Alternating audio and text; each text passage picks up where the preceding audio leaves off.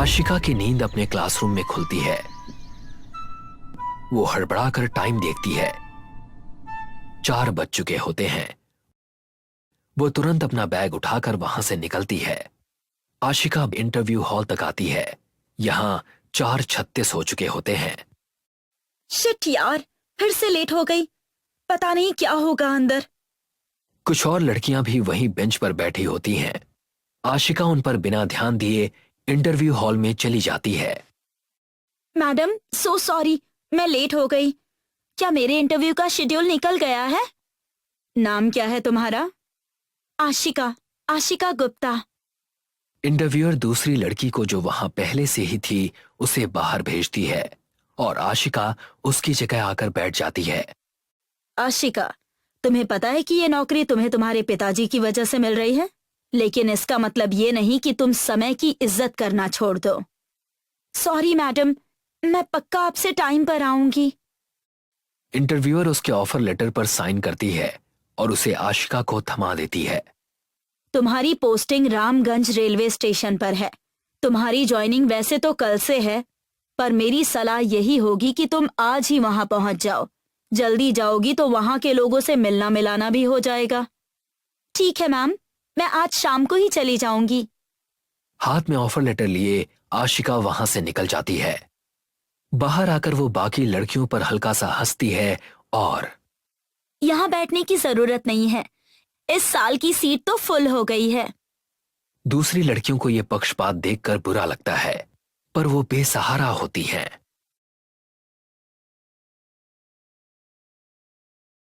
उसी रात रामगंज के प्लेटफॉर्म पर एक ट्रेन आती है। ट्रेन से उतरने वाली आशिका ही होती है। वो स्टेशन मास्टर के ऑफिस की तरफ जाती है, पर वहां ताला लगा होता है। स्टेशन भी बिल्कुल सुनसान होता है। यार ये क्या, सोचा था यहाँ पहुंचकर आराम करूंगी, पर यहाँ तो कोई है ही नहीं। कुछ देर बाद वो एक बेंच पर बैठ जाती है। थोड़े समय बाद उसे एक अजीब सी औरत प्लेटफॉर्म की दूसरी तरफ खड़ी दिखाई देती है। उसका चेहरा लंबे बालों से ढका हुआ है और मानो वो औरत आशिका को बस घूरे जा रही है। आशिका उससे बात करने के लिए आगे बढ़ती है। कौन हो तुम? एक्सक्यूज मी, क्या तुम यहीं की हो? हेलो। आशिका जैसे ही उसके पास पहुंचती है, वो औरत यहाँ से चली जाओ। हमें पता चलता है कि जो कुछ भी हुआ वो महज एक सपना था। आशिका की नींद टूट जाती है और वो अपने सामने एक वॉचमैन को पाती है। उसे देखकर आशिका और डर जाती है। हल्की रोशनी में उस वॉचमैन की शक्ल भी किसी भूत से कम नहीं थी। कौन हो तुम? मैडम, मैं तो यहाँ का वॉचमैन हूँ। ऑफिस की चाबी लेकर आया था। कहाँ थे इतनी देर से? बताया था ना ट्रेन 10 बजे यहाँ पहुँच जाएगी, तो तुम इतने लेट क्यों आए? माफ कीजिए मैडम, बूढ़ा इंसान हूँ, अकेले रहता हूँ, गलती हो गई। आगे से ऐसा नहीं होगा। आइए, मैं आपके लिए ऑफिस खोल देता हूँ। वॉचमैन ऑफिस के पास जाता है और उसके लिए ऑफिस खोल देता है। लाइट चालू होते ही आशिका ऑफिस की हालत देखती है। टेबल पर सिगरेट, टूटी टीवी, सड़ा हुआ खाना, ये सब देखकर वो चिढ़ जाती है। ये क्या, यहाँ इतनी गंदगी क्यों है? मेरे आने से पहले साफ सफाई नहीं हुई थी क्या यहाँ? माफ कीजिएगा मैडम, आपके पहले यहाँ जो अफसर आए थे उनकी ट्रेन के नीचे आकर दर्दनाक मौत हो गई थी। उस दिन से ये जगह पुलिस वालों ने सील कर दी थी। आज ही इसकी चाबी मिली है। आप फिक्र मत कीजिए, मैं अभी ये जगह साफ कर देता हूँ। वॉचमैन सब कुछ साफ कर देता है और फिर आशिका अपनी चेयर पर बैठ जाती है। ये जगह इतनी खाली क्यों है? क्या यहाँ कोई रहता नहीं? स्टेशन से 10 किलोमीटर की दूरी पर गांव है। लोग इस स्टेशन को भूतिया कहते हैं, इसीलिए रात को कोई यहाँ आना पसंद नहीं करता। क्या मतलब भूतिया? कुछ सालों पहले यहाँ की पटरी पर एक औरत ने आत्महत्या की थी, तभी से इस जगह को लोग भूतिया जगह मानते हैं। बेकार की बातें हैं ये। अच्छा जाओ, मेरे लिए कुछ खाने के लिए लेकर आओ, भूख लगी है। माफ कीजिएगा मैडम, मैं तो बस यहाँ आपको चाबी देने आया था। मैं यहाँ नहीं रुक सकता। भला वो क्यों? क्या आपने सुना नहीं, ये स्टेशन भूतिया है। क्या कहानी है इस भूत की? अरे कुछ नहीं मैडम, पागल थी, यहाँ पटरी पर लेट कर जान दे दी उसने, और तब से हमेशा कलेश ही लगा रहता है। क्या सच? हाँ हाँ, और नहीं तो क्या। ठीक है, मैं चलता हूँ, कल सुबह 10 बजे मिलूंगा। ये कहकर वॉचमैन वहां से चला जाता है, पर फिर उसका फोन बजता है। फोन करने वाली कोई और नहीं बल्कि आशिका खुद होती है। क्या है यार इन शहर के लोगों का। हेलो मैडम, बोलिए। हाँ भैया, मैं ये कह रही थी कि मेरे आज के आने का प्लान कैंसिल हो गया था, तो मैं कल सुबह 12 बजे तक आऊंगी। आप ऑफिस तब खोल देना। ये सुनकर उसके दिल में सिहरन दौड़ जाती है। Hello hello hello, watchman. वो वहां से भागकर जाने ही वाला होता है कि नहीं नहीं, मुझे छोड़ दो, मुझे माफ कर दो। क्या कहा था तूने?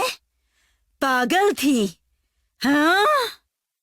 आज से महज 2 महीने पहले रमेश नाम के एक व्यक्ति ने रेलवे के एग्जाम को सबसे अच्छे नंबर से पास किया था। वो घर आकर अपनी बीवी गीता को ये सब बताता है। अरे गीता देवी, कमाल हो गया। पता है ये क्या है? क्या? मेरा रेलवे में सिलेक्शन हो गया है और कल इंटरव्यू है। अब मेरी नौकरी पक्की। भगवान का लाख लाख शुक्र है।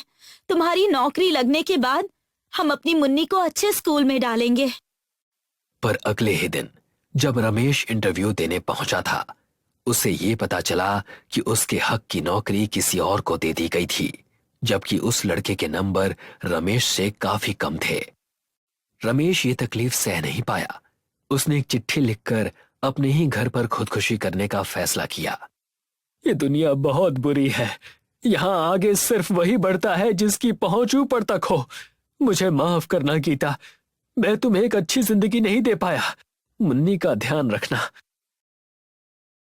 गीता मुन्नी के साथ इंसाफ मांगने स्टेशन ऑफिस गई जरूर थी, पर यहाँ मेरे पति को नौकरी मिलनी चाहिए थी। जो वहाँ है उसको बाहर निकालो। हमारे साथ नाइंसाफी हुई है। कौन है ये? निकालो इसे यहां से। वॉचमैन ने उसकी एक ना सुनी और उसे ढकेल दिया। इस दुख को गीता सह ना सकी और उसने भी उसी स्टेशन पर ट्रेन के नीचे आकर आत्महत्या कर ली। ये आत्मा कोई और नहीं बल्कि गीता खुद थी, जो रामगंज स्टेशन पर अपने बदले का इंतजार कर रही थी। वो वॉचमैन का गला और जोर से घोंटती है। उसे तो उसकी गलतियों की सजा मिल गई। हाँ, अब बारी तेरी है। तभी वहां ट्रेन की हॉर्न की आवाज आती है।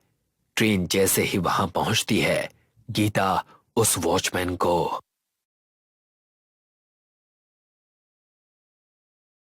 अगले दिन रामगंज स्टेशन पर और एक ट्रेन पहुंचती है। गीता ट्रेन से उतरकर सुनसान स्टेशन पर यहां वहां देखती रहती है। तुम आशिका हो ना? हाँ, मैं यहाँ की नई स्टेशन मास्टर हूँ। आइए,